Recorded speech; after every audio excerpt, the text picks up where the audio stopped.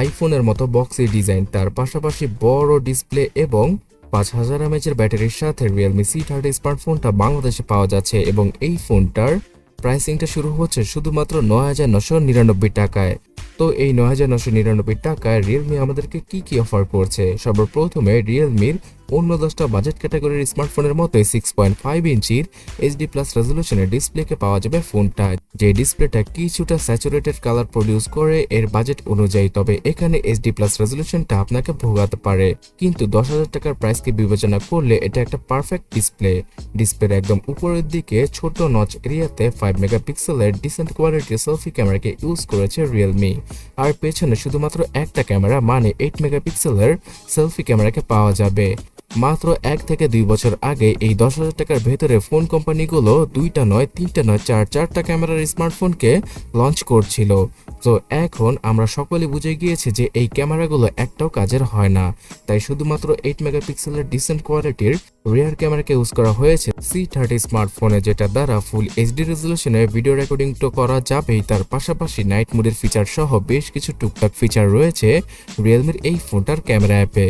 Front ক্যামেরার কথা বললে এখানে তত ভালো কোয়ালিটি আপনারা পাবেন না, শুধুমাত্র কাজ চালিয়ে নেওয়ার মতোই ফ্রন্ট ক্যামেরাকে ইউজ করেছে রিয়েলমি, যেটা দ্বারা ভিডিও কলিংয়ে মোটামুটি ভালো রেজলিউশনে ভিডিও কল করা পসিবল। আর এই স্মার্টফোনটার সবচেয়ে বড় বিশেষত্ব হচ্ছে গিয়ে এর বড় ব্যাটারি। 5000 mAh এর হিউজ ব্যাটারি থাকছে Realme C30 স্মার্টফোনে এবং এখানে 10 ওয়াটের চার্জিং স্পিডের সুবিধা রয়েছে, যার মাধ্যমে কিনা 2.5 থেকে 3 ঘন্টার মতো সময় লেগে যাবে C30 স্মার্টফোনকে ফুললি চার্জ করতে। তবে একবার চার্জ করে ফেললে আপনারা অনায়াসে ইউজ করতে পারবেন রিয়েলমির এই ফোনটাকে। আমি জানি যে এই বাজেটে আরও ভালো ভালো স্মার্টফোন পাওয়া যায় সিম্ফনি, ওয়ালটন অথবা আইটেলের পক্ষ থেকে, কিন্তু রিয়েলমির ব্র্যান্ড ভ্যালুটা কিছুটা ভিন্ন।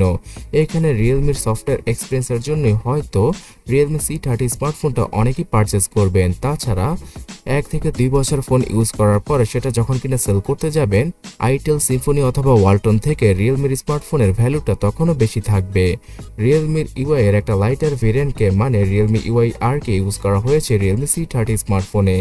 এই ফোনটা আউট অফ দ্য বক্স আসে অ্যান্ড্রয়েড 11 এর সাথে, আর এখানে লাইট ওয়েট সবগুলো অ্যাপকে আপনারা পেয়ে যাবেন। আর অবশ্যই প্লে স্টোর থেকে ফেসবুক লাইট, ইনস্টাগ্রাম লাইট অথবা মেসেঞ্জার লাইটের মতো অ্যাপগুলোকে ইউজ করার চেষ্টা করবেন, যাতে করে ফোনটাকে ইউজ করার সময় এই ফোনটা কোনো প্যারার মধ্যে না পড়ে, মানে ফোনটা স্লো অথবা হ্যাং না করে। সো লাইট ওয়েট অ্যাপগুলো ইউজ করার প্রধান কারণ হচ্ছে গিয়ে এই ফোনটা শুধুমাত্র 2GB র্যামের সাথে আসে, আর আজকের দিনে 2GB র্যাম অনেক কম হয়ে দাঁড়ায় একটা স্মার্টফোন ইউজ করার জন্য, বিশেষ করে সব ধরনের প্রয়োজনীয় অ্যাপকে ইউজ করার জন্য। যদি রিয়েলমি এখানে সর্বোচ্চ 3GB র্যামের একটা ভেরিয়েন্টকেও আনতো বাংলাদেশে, তাহলে আরও কিছুটা বেটার হতে পারত। 2GB র্যাম, তার পাশাপাশি 32GB ইন্টারনাল মেমোরি, এই কনফিগারেশনের সাথে আসে রিয়েলমি C30 স্মার্টফোনটা বাংলাদেশে, যার প্রাইসটা 9999 টাকা। তবে দারাজের মধ্যে আপনারা আরও 500 থেকে 1000 টাকা ডিসকাউন্টে এই ফোনটা নিজের করে ফেলতে পারেন।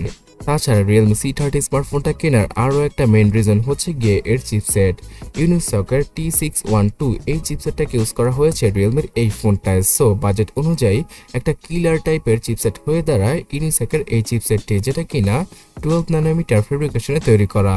আমি এমনটা বলছি না যে একটা 15,000 অথবা 20,000 টাকার স্মার্টফোনকে কিল করে ফেলবে C30 স্মার্টফোনটা, তবে বর্তমানে মার্কেটে থাকা 7 থেকে 10,000 টাকার স্মার্টফোনের ভেতরে এইরকম চিপসেট খুব কমই দেখতে পাওয়া যায়। সেই তুলনায় রিয়েলমির এই ফোনটা এগিয়ে থাকছে।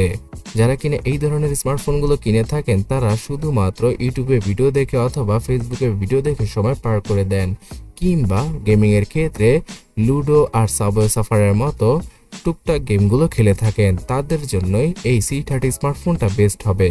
বিকজ এর ডিসপ্লেটা মোটামুটি বড় আকৃতির আর ডিজাইনটাও বক্সি আকৃতির, যেটা কিনা আইফোন থেকে অনেকটা ইন্সপায়ার। এছাড়া চিপসেটটাও মোটামুটি ভালোর কাতারে পড়ে, কিন্তু 2GB র্যাম আপনাকে সবসময় চিন্তার মুখে ফেলবে। তাই অবশ্যই এই বাজেটে 3 থেকে 4GB র্যামের স্মার্টফোন কেনার চেষ্টা করুন। যদি আপনার বাজেট 13 থেকে 15,000 হয়ে থাকে তাহলে ডান পাশের ভিডিওটাতে ক্লিক করুন, সেখানে অ্যামেজিং কিছু স্মার্টফোনকে সাজেস্ট করা হয়েছে। তাছাড়া সাবস্ক্রাইব আর ফলো করে আমাদের সাথেই থাকুন। ধন্যবাদ।